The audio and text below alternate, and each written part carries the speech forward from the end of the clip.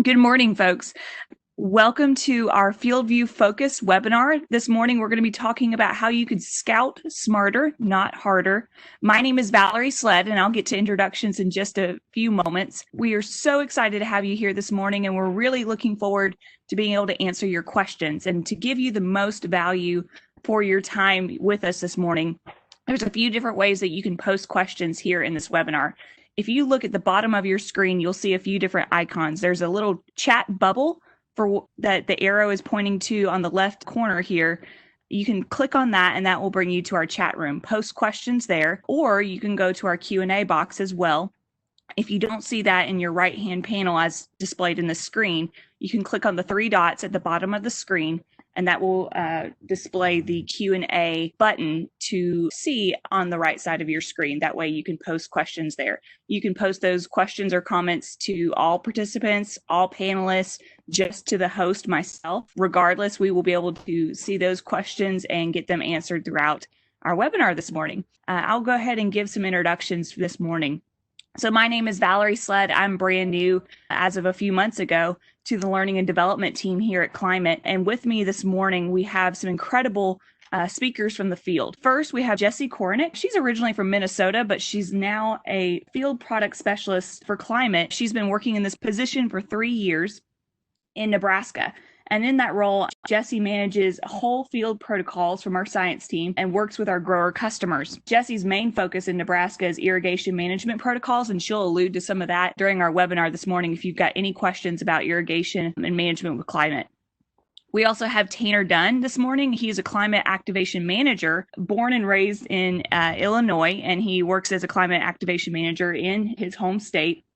He was raised on a corn and soybean and hog farm, and he's actively involved with his family farm with his dad and brother as well and uses Climate there. And he'll be referencing some examples from his family farm in this webinar this morning. And so with that, again, two incredible experts from the field that I believe that you'll really get a lot of value from listening to this morning.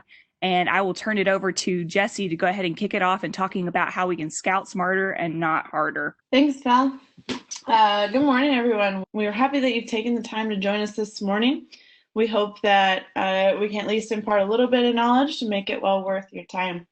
I hope that many of you are wrapped up or at least nearing the end of your planting season. So now we shift our focus to in-season management of those crops.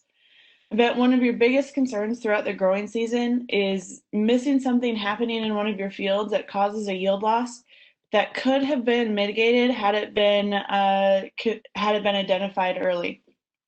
In today's session, we're going to talk about sharing your information within your FieldView account with others in your operation, such as trusted advisors to really help bolster that in-season collaboration.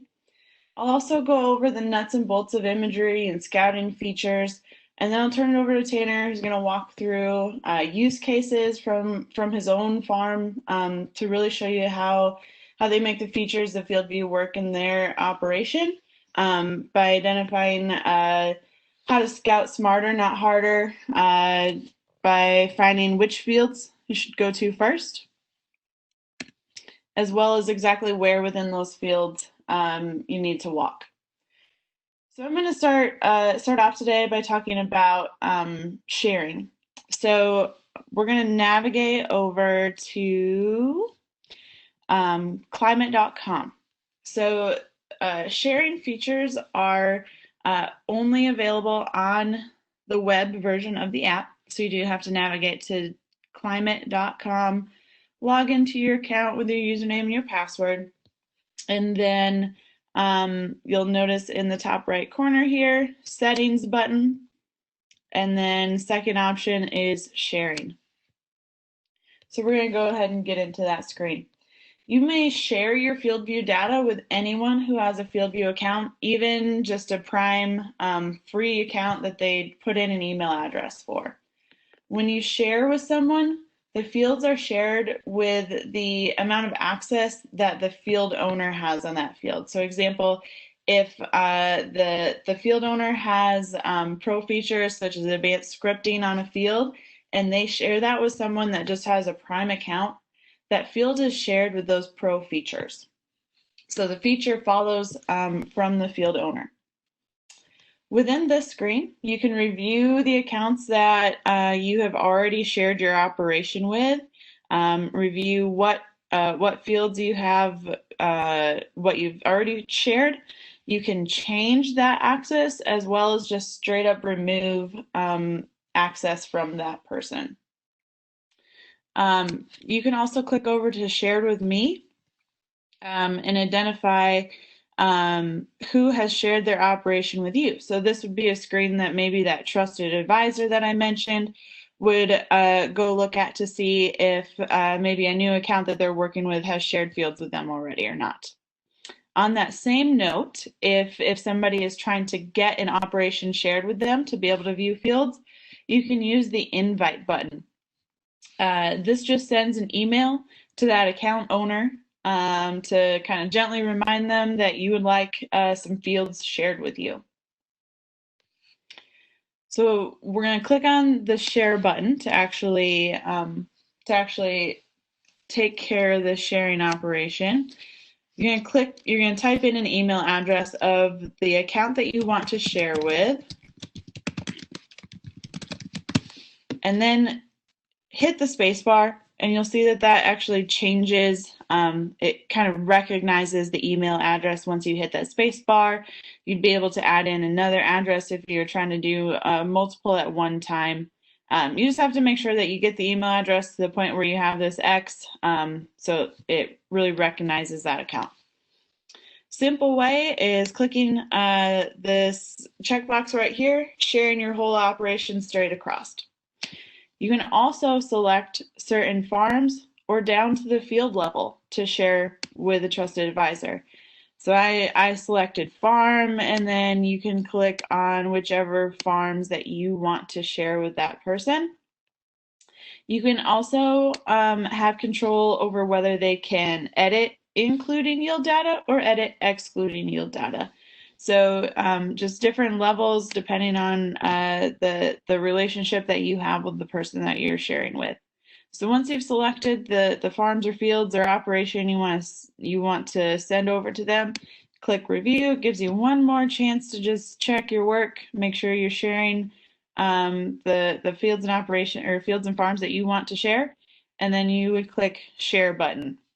This will send an email to the email address that you just shared fields with and alert them that they have new fields available to view. So that is sharing. I am going to switch over to my iPad screen here. Got it hooked up with my mouse so you can see the red dot. That's going to be where I'm clicking.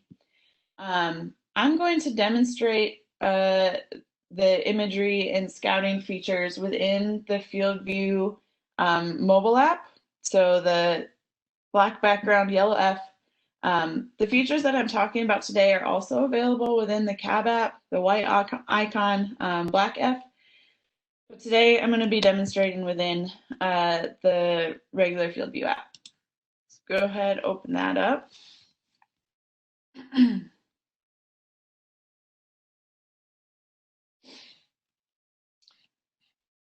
All right, in the black app, I'm just going to go in and select a certain field that I know I have some examples in here. I'm just going to go back to last season so that we have a full season to look at. So with imagery, just some of kind of the nuts and bolts that I said I would talk about. We capture imagery from mid-March through mid-November. This allows us to capture the whole season for our growers north to south across the country, be able to make sure that we're catching full seasons for everybody. So you'll have some bare soil images at the beginning of the season. You'll have some images at the end of the season after harvest. Just know that that's there so that we can capture the meaningful season for everybody across the U.S. We utilize the Sentinel-2 satellite, which captures 10-meter resolution images and has a 5-day revisit interval. So every 5 days, that satellite is making an orbit over your field and an image is captured. So within FieldView, we show 3 different image types: vegetation, scouting, and true color. And I'm going to go through each one of those and just kind of explain what you're looking at with each one. The vegetation index, let me flip over to vegetation here. You can toggle between vegetation and scouting up here, the top of the bar that runs along the left side of the screen. So I toggled to vegetation image here. This is generated using the climate crop index, which calculates the current green vegetation biomass that's in the field. This is similar to NDVI if you have looked at other imagery sources, but we've added a few things to be able to correct for bare soil background and the impact that has on the image early in the season, as well as making it less prone to saturation. At peak biomass season, the image can get saturated and then you don't really see the variability in there. So we've added a few things that enhance the imagery above and beyond a basic NDVI. You'll see that this image on June 1st of 2019 looks like a pretty bare field yet at this point. I think this example field is in Iowa or Illinois. And if you experienced that growing season, or I'm sure you heard about it, was not a great planting season. And so June 1st of last year, this field was not planted. You'll see on the right side here, there is a legend. The gray to browns are going to be low areas of biomass. You go up through a green scale to a really dark green and almost this purple navy color at the top. So if we would just scroll forward in our images here, flip to July 26th here, you can see that the field turns green. We have biomass out there, but it's just shades of green and nothing is really popping out to you. So that's where we created the scouting image. So I'm going to toggle over to scouting. So the scouting image, like I mentioned, was developed to help you quickly identify areas in your field that may need to be scouted by really amplifying the variability from that vegetation index. So we take that vegetation index, spread out that variability, and just really make things pop for you. So it uses a 5-color scale that are centered on the median of the field. So what that means is that this light green, almost pistachio color, would be the medium point of your field. Then yellow and red is going to be lower than medium, and then the darker greens are going to be higher than medium. So it takes the amount of variability there and stretches it. So if there's a very little amount of variability in your field, we're still going to stretch that very little amount. So if you have a really uniform field and you see red in there, that doesn't necessarily mean that something terrible is happening in your field. It just means that that's the lowest area or the lowest biomass in the field at that point. So just kind of a watch out there. If you have super uniform fields, you could potentially get a little bit of a false alarm. So make sure you're not just like glancing at this image and running out to the field. Do a little work, flipping over to that vegetation index, see if you see anything big there. And then lastly, flip to this third image that I'm going to talk about called True Color. So we get to that with this little cloud button on the bottom right here.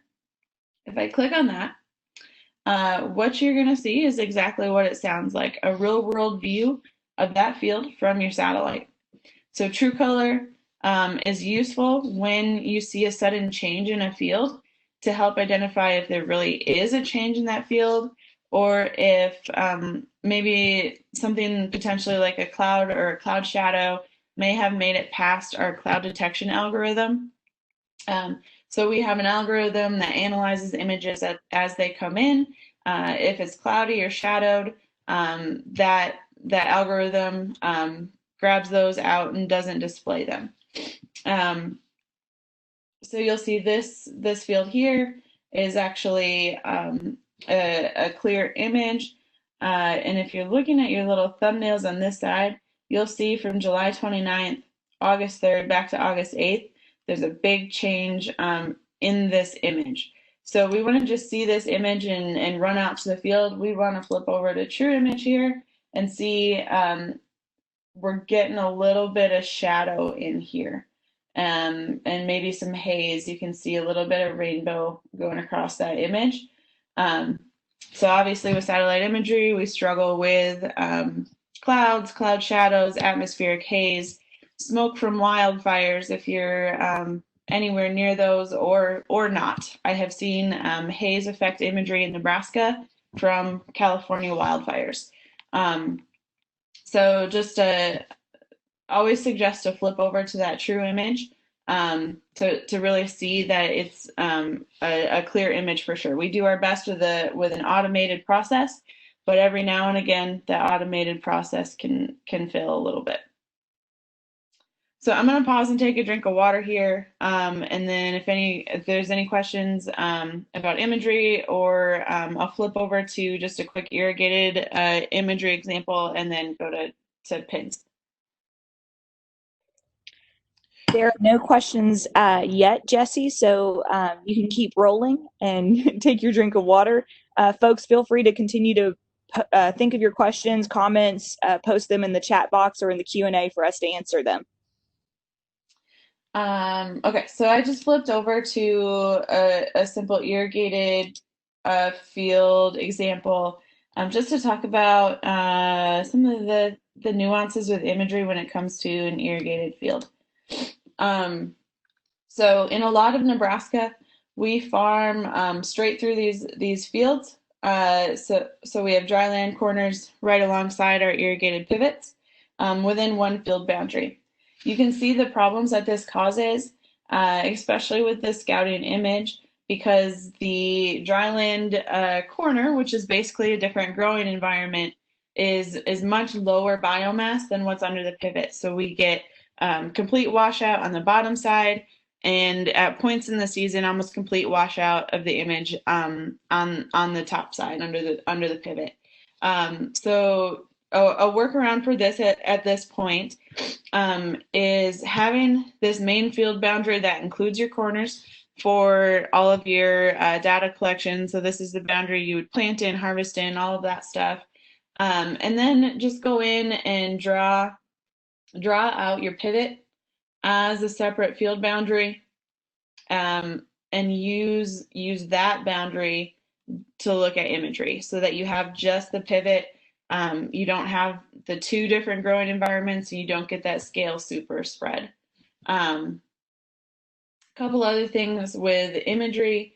If you start to see, we see circles in here for wheel tracks. If you start to see a circle really pop out, that's a good identifier of some nozzle issues.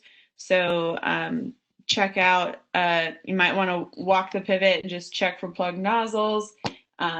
We can also see uneven application patterns. So if you have elevations that maybe your pivots aren't handling well and we're getting uneven application, anything that shows up as kind of a straight line is generally a man-made problem. And so when straight lines and weird patterns show up in imagery, it's kind of an identifier to go take a look at some things. I'm gonna flip back to my other example field for some pins here. One other thing I should mention, this image caught my eye and I realized I glossed over it here, is that you may see partial images showing up in your account.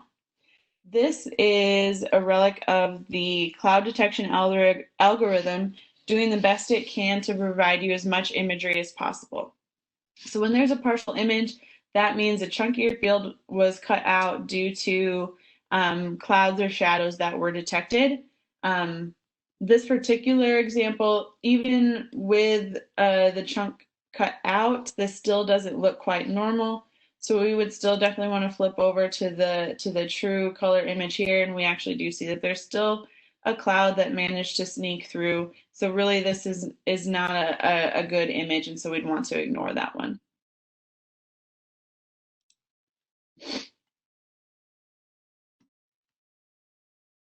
So I'm just going to talk about the basic functions of dropping pins, and then I'll switch it over to Tanner. So like I mentioned, I'm going to be showing these features within the black full FieldView app. You can drop pins and view imagery within the CAB app. Slightly different process to get there, but you can have the same basic functions. So there's two ways that you can drop a pin. One of them is just a click and hold, and you'll drop a pin. The other option is going to be the bottom right corner here, this pin icon.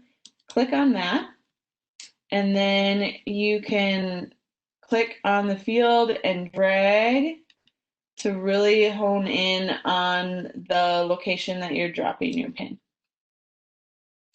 The third way to set location on your pins is by enabling location services on the device that you're using if you're out in the field actually scouting.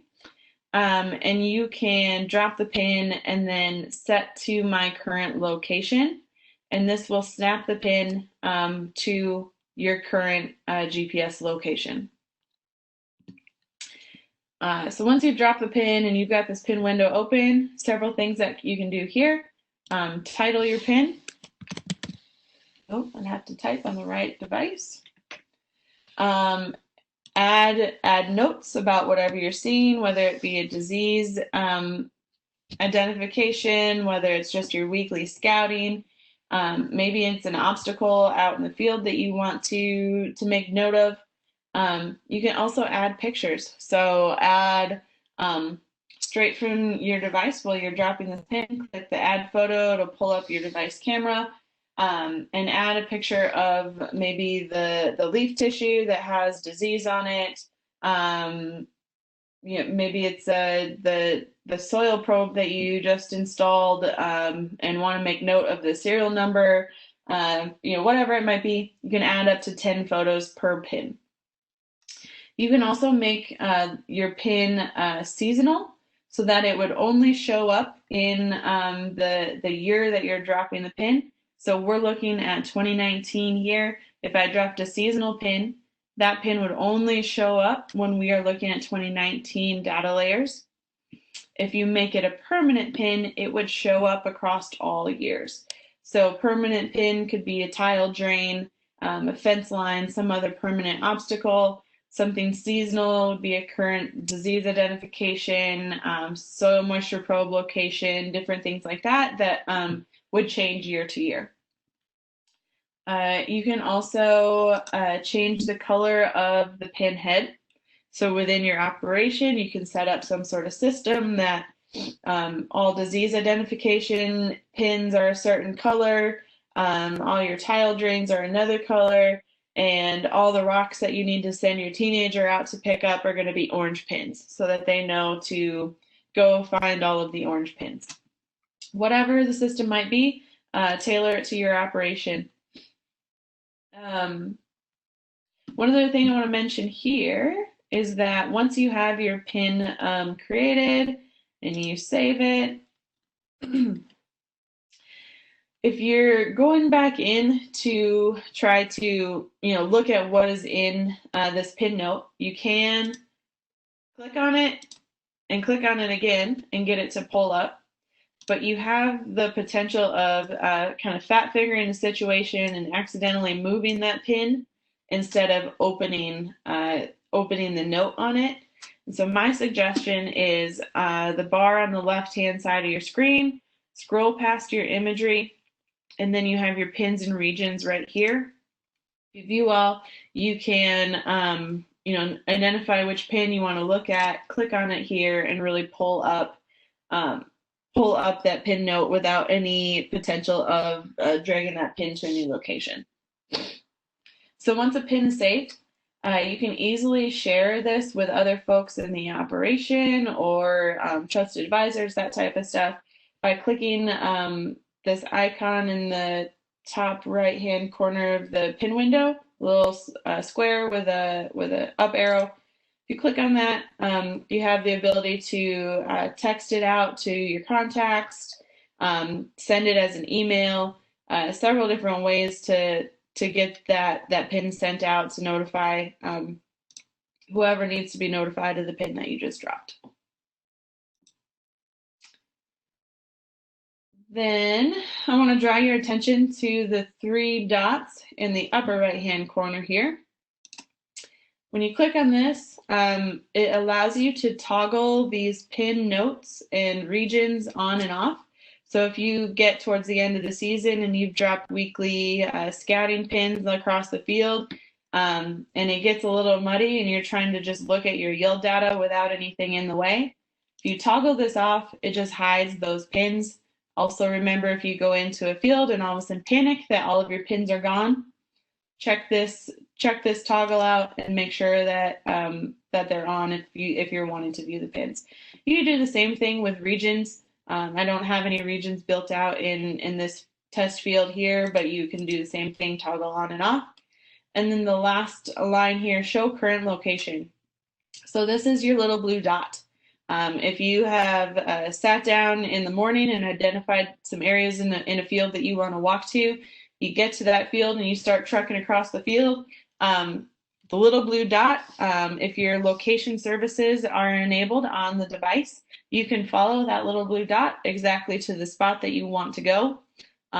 If you are out in the field trying to follow your little blue dot and it's not showing up, first and foremost, make sure that location services are turned on your device and that FieldView is enabled.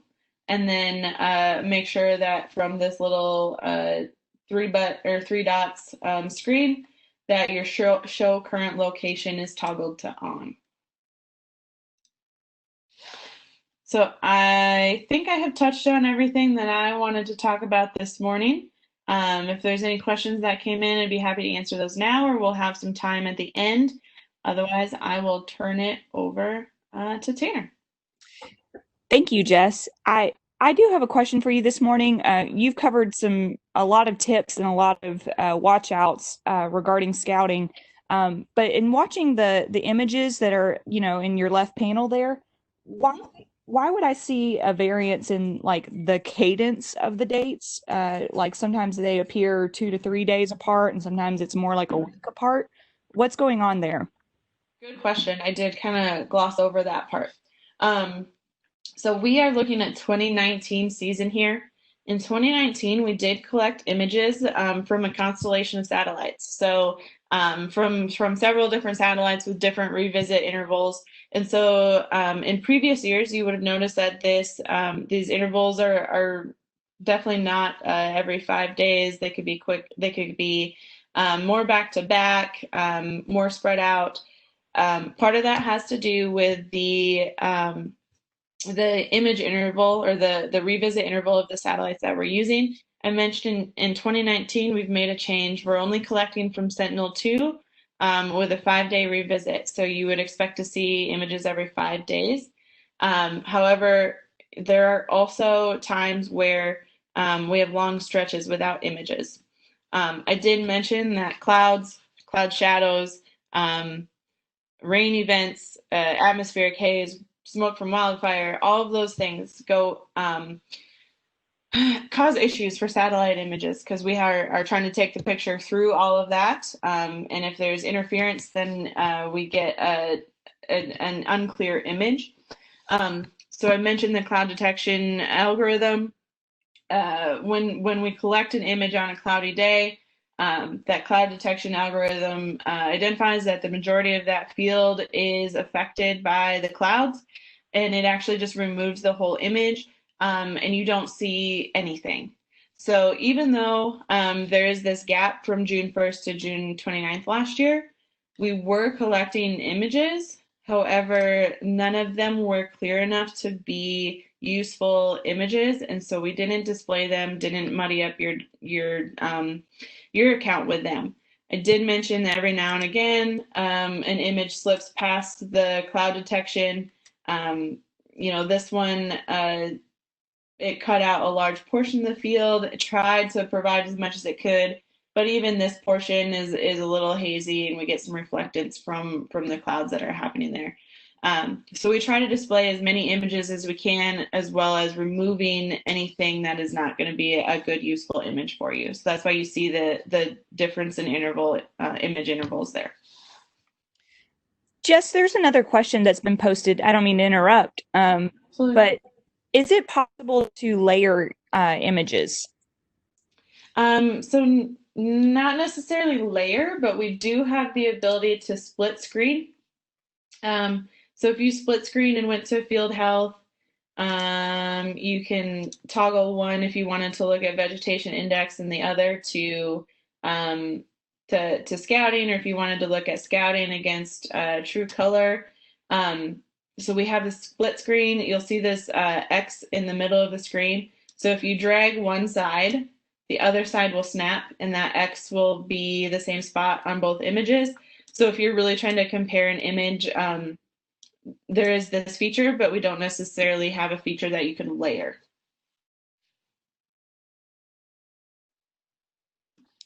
Thank you, Jess. I'll check to make sure that answers this question. But folks, if you have any other questions for Jess, please post them now, and we can also transition to Tanner's side of the webinar. But thank you for addressing those, Jess. Absolutely.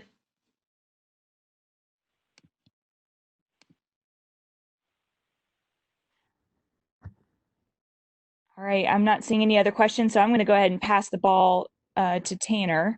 Thank you again, Jess. And if you're going to stay on, if you have other questions, folks, we can address those throughout the remainder of the webinar. Yep, I'll stay on. So if anything else comes in towards the end, happy to answer.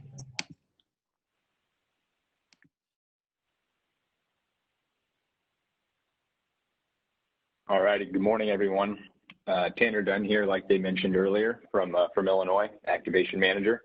I want to get kicked off. I'll be in the same app, the black and orange app, but I want to call out, as long as you guys see my screen and hear me all right, I will get rolling here. One new thing, if you're in the black and orange app every once in a while, you'll notice radar. So radar is a new icon in here.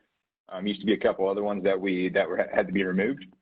But to click the radar to view more, we can just click on that. It'll take you right into it. To get the actual radar to appear, you would actually click on the play button in the bottom left corner, and then that's what will load and activate the radar for the screen. We want to go back home here and click on close. And so rainfall has been, it seems simple, but it's probably one of the most asked questions that we get on the platform, just because that's really where the platform started. If we go into view more, one thing to keep in mind, planting dates. If it shows a January 1 default, that means we do not have any planting data or a planting layer on that field in the FieldView platform. Once we get planting data loaded into the system, it's going to reset your season to date metric. So if I go down and look at some of my fields that we have planted, you'll see that planting date from the data that we streamed, and then the season to date restarted compared to the fields right next to it that do not have any planting data. So just something to keep in mind if you're wondering why it seems high or your planting data is still defaulted to January 1. It's because there's no active planting data in the account. Yesterday, the column for rainfall here, it is anything from midnight last night to midnight the night before. So that 24-hour period. Since midnight is obviously from midnight last night to right now. And that will change as the day goes on. So like yesterday for us, we had the remnants of Cristobal come through. We got rain throughout the day, and it updated probably every hour is when it was updating. So you can track progress throughout the day from since midnight on that metric. One thing that gets a little thrown off for people, if we go from a storm that happened from 7 p.m. to 7 a.m., that's going to calculate in the two different rain events for different columns. So part of it's going to be under the yesterday total and then the since midnight total, and those two would be combined to get your total overnight rainfall.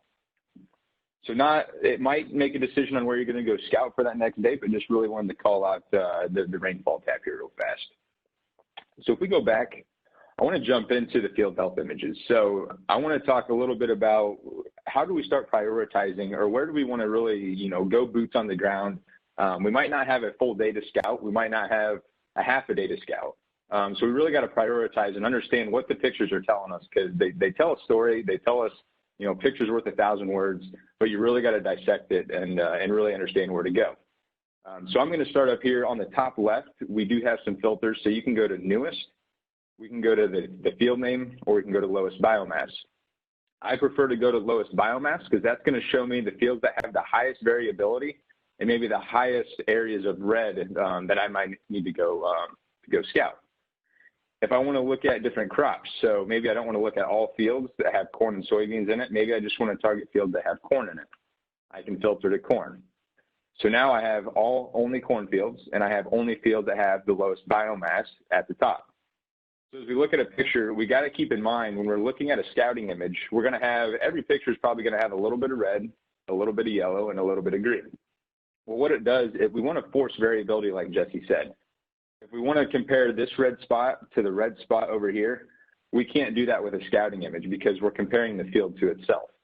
If we wanted to compare field to field to field across the whole operation, we'd want to flip over to the vegetation tab, which we will get to, but I want to cover the scouting piece because right now, early season when corn is, it's emerged and you're going from V2 to V6, this is a really great place to really start seeing key differences, whether it's a hybrid, maybe stand counts are a little different. You can really start to see those first emerging issues that are coming out of the ground. On our farm, I want to look at the home west field right here. So when we talk about, we know the bottom's a wet hole in the south end of this field. Wet holes are easy to pick out. It's the same spot year after year after year, or it's a hillside that always, has a shorter crop on it. We're not looking for that. We're looking for anomalies. So I really like to pick out linear differences in fields. So in the home west field, you can see we do have linear differences north to south. Looking at my planting data, I know it's driven by hybrid. But is this driven by hybrid because of the plant came out of the ground quicker? Is it because there's more plants in that center variety? What was driving us to get a linear difference in this scouting image? So this would be one, if I was going to spend an hour, this draws my attention. I would probably go to the home west farm. So if we click into here, this is a field actually behind our home place here. And we had 3 hybrids across the field. And in this picture, it was actually driven by stand counts. We went out and walked in each variety, and we're taking different counts in different areas. And the middle hybrid was about 35 to 36,000, which we were targeting. And the hybrid on the east and the west side of it was about 28 to 32. So this picture was driving us to tell us, hey, you have lower stand counts in the east and west side of this farm. So for me, if I'm going to look at that, and then I compare this to the south half, which is always, drowned out or a wetter area, those stands ended up being about 26 to 28,000. So when we come to yield data at the end of the season, by having us go out and look at this field particularly, I can have a story at the end of the season that says, okay, if we do see a lower yield on the east, west, and south half of this farm, it might not always be hybrid driven. Maybe it's driven because of the population was lower in these spots. We had a lower pop. We maybe didn't have much of a chance to have as many ears set and determinate on that plant. So now we have kind of that final picture of, hey, maybe it was because it was slow out of the ground. It's not always hybrid. It might be hybrid driven just because the hybrid has a good green, really good emergence green structure, but you don't know until you validate that yourself on your own farm. So that's one example of how we've used it in the last week to validate what we're seeing visually as linear differences, that there was actually a potential issue. The other one I like to jump into, for an example, our windmill farm. So we see areas on fields on east or west or north and south here. This was actually, so I got to run the planter this season for the farm, and I forgot to do the last pass in the field for about 4 rows. So we did have a little bit of a gap in the field. And with the 10-meter resolution that we have in here, it maybe looks a little bigger than 4 rows. But with that resolution, it really pulls it out of the picture because it is a bare spot. So it's kind of averaging it over that 10-meter section in that field. So this was the spot we saw pop up June 2nd. I had no idea that we missed it. And so we don't always go by this field on the main road because I live in town. And sure enough, drove out to the field right where that line was, and there's bare spotted dirt. So we went in and spotted in those 4 rows with a smaller planter. So it's just trying to find, like I said, anomalies in the field. The Spear 53, we always know the south half is wet. You could go out and I could look at this image and say, yeah, I can validate that these are our lower areas and it's lower biomass. But I know this is driven because this is where wet holes sit, and this is where we probably definitely have lower stand counts. Compare that to the Home West farm. I wouldn't expect this to look any different unless it was lower stand counts or driven by a hybrid structure of the leaf. So really, we need to really start to target where we're going to prioritize. If we had to spend 2 hours in a day, what 4 fields would I go look at? And I think I can get there by filtering to lowest biomass and filtering to the crop that I want to view. If you look here on our thumbnails, you will see a growing degree unit calculation. This is also a metric that gets populated when you have planting data. So if we do not have any planting data for a field, you will see that it'll have 2 dashes on it, and you will not get that GDU reading on it. So planting data will affect GDUs and reset your planting date, because we want to calculate the growing degree units from when you planted, not the entire season. If you're trying to track, for GDUs to black layer, if you're looking for like post-emergence or timings of fungicides for how many GDUs have you had, it's a great place to really keep track on what dates and really mark the bar on where you've been all season long. And really gets impactful as, you get to black layer and you want to see how far along or mature that product is based off of the variety that's in that field. Because if we had a 114-day product, and you're at 1,000 GDUs, or compare that to, a 109-day product with 1,000 GDUs, everything can be different on every single different farm. One thing to keep in mind, if I filter this back to all fields, so one thing that you will see that customers have that will throw off images, my fields, my boundaries are pretty good, but you can still see there's probably a little room for improvement around the edges of waterways. You'll see really dark green biomass. If you get timber lines or trees in there, you really start to see dark green areas, and it's going to force more variability in the field than there probably is. So it's really imperative that we have good, clean boundaries in our account. If I keep scrolling here and I see the Spear Farm South field, this is a field that we actually have corn and soybeans in. So if we think about corn at a stage of V6, really tall, leafy, big plant compared to soybeans that are like 3 to 4 inches out of the ground, this is going to throw off an image if you have 2 crops in the same boundary. If you want to keep those separate and you want to see different images for each section of the field, you would want to plant them and keep them as separate boundaries in your account and have different boundary names for those fields. That way you don't get thrown off and see differences, because like the west side of this farm for us is corn, the east side of this farm is soybeans, where next year the entire farm could be corn on corn, or it could be 50-50. It just kind of varies year to year. If we scroll back here to the top, like I said, I want to cover vegetation just really quick. So vegetation, we're going to compare every field to every other field in the operation. For the scouting piece, I said you can't compare one red spot to another red spot and see those as equals, because one could mean that there's no crop in the field, and the other one, like you saw, was lower stand count in a field. However, when you go to vegetation, you can start to look at and say, okay, this brown spot in this field, this kind of brown shading would correlate with the brown shading in this other field on the Truman Bottom farm. So if we get later in the season as vegetation maybe starts to die off, or if we had fungicide treatments, or if we had like micronutrient packages that we were putting on fields to see if we can get a response in plant health or anything like that later in the season, vegetation is a great place to really start comparing field to field to field for what was treated versus untreated if you had several different trials across an operation. Maybe you'll start to see trends in a product. Maybe you can start to see trends in fungicide on field to field. But really just a great place, like I said, as we get a little more into the season, we get full canopy and we really start to get towards tassel time, great place to start flipping your focus to and comparing field to field. If you are a dealer, one thing to keep in mind, if you have several customers shared with you, your drop down up here where your name is, if you click on that, you'll have an entire list of all the accounts that are shared with you. So if you're scouting for one customer in one day and you want to flip to a different customer on another day, you can just come in and click the drop down and go pick the operation that you want to view at that time. I want to highlight one more example in my account before I flip over to the CAB app. So this has always been a kind of a favorite of mine. We've used scouting. This saved us tons of money 2 years ago. And it was a basic fungicide trial.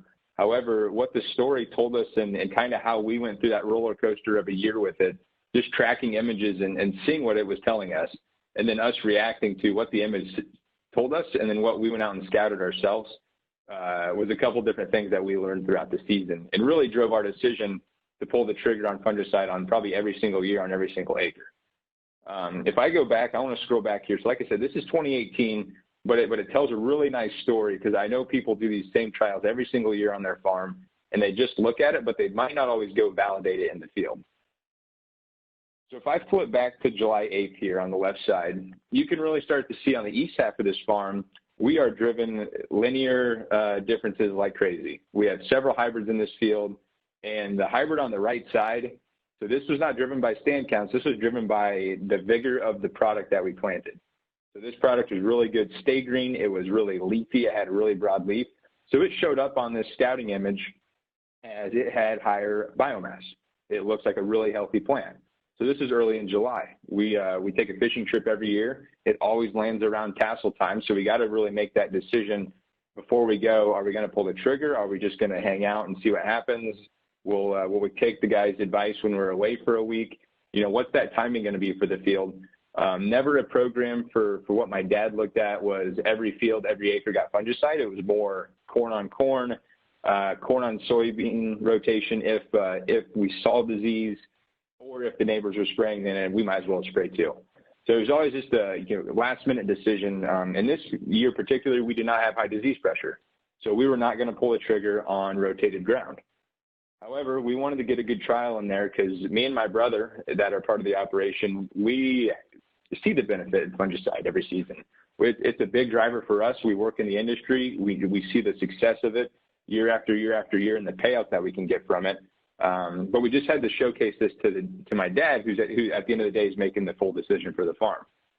So we got him to apply half the field. So south half of this farm was applied with a fungicide. The north half was left untreated. And this was the day of spraying. If I flip out to, let's go a month later, so a month after application, and let me just get rid of this region so we can see it a little better. You can start to see differences north to south in this farm. It's still driven mainly by a variety and hybrid that's in the field. However, you can start to see trends in the middle of this field. If I kind of hover my cursor right here in the center, you can see north to south, there's a little bit of a difference between treated versus untreated. So this is kind of reassuring us right now, okay, we think here's the line where they sprayed, so we got our money's worth for the 52 acres that we wanted to do the trial on. And it does look like most of the hybrids are having a pretty positive response on biomass. I want to fast forward one more month. So we're getting closer to harvest time, and then this is what really flipped the switch for us. So we can see the definitive line. I am pretty darn confident that this is going to work on every single product across the entire field. Everything is going to be great. However, one thing that we've really never done, so we've got these pictures before, and you trust it and say, okay, I expect my yield map to maybe reflect this, but we've never really went out and validated what these areas look like at this point in time. So what we did, since it was a bigger trial for us, and we're trying to showcase Dad the differences, we don't always walk to the north half of this field, because you do kind of have to walk into the neighbor's field all the way around, and it's kind of a long walk. You can get out here from the road, but it doesn't showcase this whole back piece, because this kind of rolls in the back. So it's really hard to get back there when it's corn on the east part of the farm. However, the neighbor had soybeans this year, so we walked into soybeans and went out here. So as the three of us walk out around the field and we get about right here in the neighbor's field, you can already tell we're going to have an issue. So this product that was that really big stay green, really showed up as high biomass early in the season. Well, now the picture really close to harvest is telling us a different story. This product is actually falling down a little bit. So standability was very poor. It was starting to, some years were on the ground. It was really falling apart for early September. And this was really worrisome, because this is our last planted field for our operation.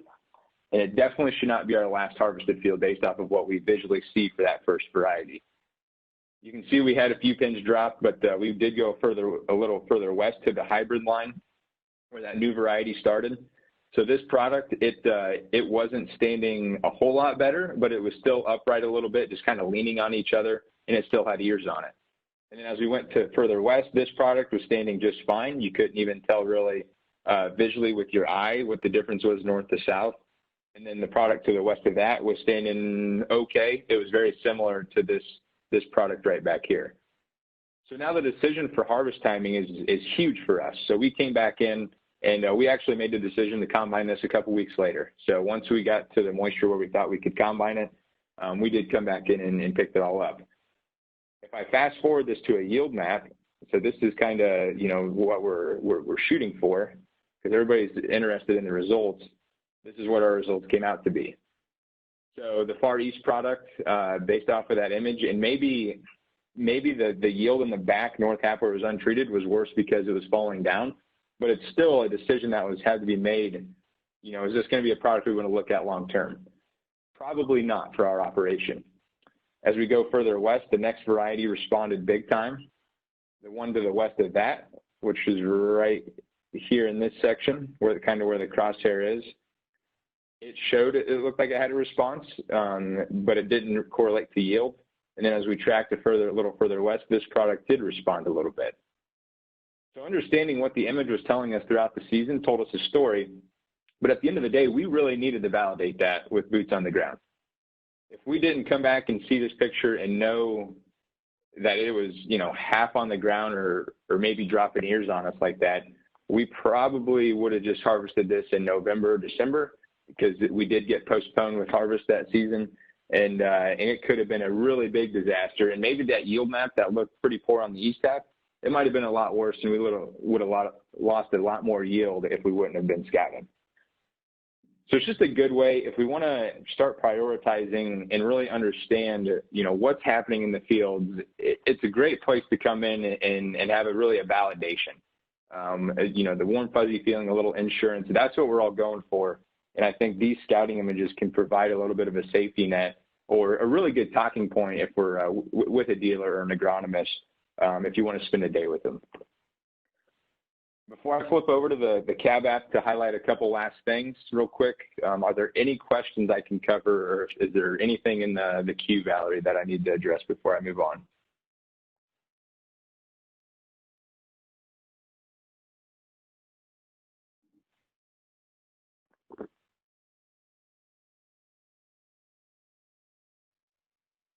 No questions at this time, Tanner. All righty, sounds great. I will jump over. So the FieldView cab app, so this is where a customer would collect most of his data if he's running a driver or a 2020. There are a couple things I want to highlight real quick in my last few minutes. So if I open up the cab app, you'll see there's an analysis tab down here on the bottom right-hand corner. You'll notice in the top left, we do have filters now. So you can, instead of just looking at yield, we can look at weather, we can look at planting, we can look at application. I want to start with planting. So me as a grower, a wind event will come through and I want to go look at one specific product because this is the product that I know could have issues at this stage in its life if a windstorm comes through. Or my agronomist says this product looks really awesome. We want to go look at some really good corn. I want to know exactly where this product's planted in what field. Instead of flipping through every single field on your phone or your iPad or in the cab app on your mapping screen, you can come into the analysis, flip it to planting, flip it to the year you want to look at, and go to hybrid. So if we look at the hybrid, we can click on any variety that we want to go look at. So let's say we want to go look at 6087, and now I know exactly, okay, it's planted in the sad bottom field and it's in the Spear Farm North. Or maybe we want to go look at 6391. Okay, it's planted in the Spear 53 and the Spear Farm South. So we could really start to just a quick, easy way to figure out what variety was planted in what field. We want to take it one step further. So now I know what products in what field. Well, how many GDUs do we have? Without flipping apps or going back and forth, if I'm already looking in the cab app, I can go to my weather tab. And for the 2020 season, as long as I have planting data, I'll see my current rainfall or what I've got since yesterday or since midnight. But if I flip it over to my seasons tab, I'll start getting those GDU readings as well. So this is all driven off the same information that's in the black app. It's just displayed in a different place for you. So now I can really start to target, okay, this product in this field with this many GDUs, I think we're 200 away from applying this product or this package on this field for this customer. If you want to filter down so you can change client farm fields, if there's multiple clients in an operation, you can filter out who you want to look at or what you don't want to look at just by clicking on each one of those. And then if you want to just click on share, so you want to share a GDU report real fast with somebody, you can click share, click on create PDF, and email print that off real fast if you want to go out and scout and say, hey, here's the GDUs. We want to look at everything that's 500 and above because the product we want to apply is 700. So what fields are we going to look at to target first to spray? I think with that, there's a few other things I could hit in the caveat, but there's only a couple more minutes left before 8 o'clock. So I do want to leave it open for any questions if there's anything. But at the end of the day, just for like a quick wrap up, if you're in the Black app, just really slice your operation down into several different levels. Tons of fields. You could have 50 fields, 100 fields. We know we can't get to each field at the same time. We need to prioritize, and I think this is a great place to start. And with filtering the lower biomass and filtering to a crop, and you want to pick out 4 fields a day or maybe 10 fields a day, this is a great place to start ranking those fields and saying, okay, these are the top 10 on my list. The bottom 10 are maybe ones we know about and we don't need to look at, but we can really start to focus our time and efforts if we have scouts on the farm, if we have agronomists coming out, if we have a dealer wanting to go look at certain products. I think we can really get a specialized and targeted approach off of the images that we provide here on the platform. Valerie and Mindy, I will turn it back over to you guys. If there are any questions, I'm happy to answer them right now. Hey, Tanner, thank you. I do not see any more questions. So with that, I think we should capitalize on wrapping up. And I believe that we could give a quick commercial here for if you have any further questions after this webinar. Hey, I need to find out more regarding this subject or other subjects for managing your climate. You can go to our Knowledge Center, which is at support.climate.com. You go to support.climate.com, you'll see our Knowledge Center, and you'll see that you can search for keywords, find any relevant videos regarding whatever season that you're in. We also have documents and videos that are arranged by category and some seasonally relevant documents as well that are sorted at the bottom of the screen. That's my commercial for Knowledge Center. Again, that's a great resource for you if you're not turning to your climate guy with your questions and you want to find some things out for yourself. And so with that, I also want to direct you to, if there's other questions that you have, certainly call our support line. They're amazing. You can email them at support@climate.com or call in at 888-924-7475. For more information, you can, of course, visit our climate.com page, go to our social media pages as well. And we also have a YouTube page that you can find this recording as well as other recordings in the future. So with that, we want to thank you again for your time and thank you for spending your morning here with FieldView Focus. If you want to filter down so you can change client farm fields, if there's multiple clients in an operation, you can filter out who you want to look at or what you don't want to look at just by clicking on each one of those. And then if you want to just click on share, so you want to share a GDU report real fast with somebody, you can click share, click on create PDF,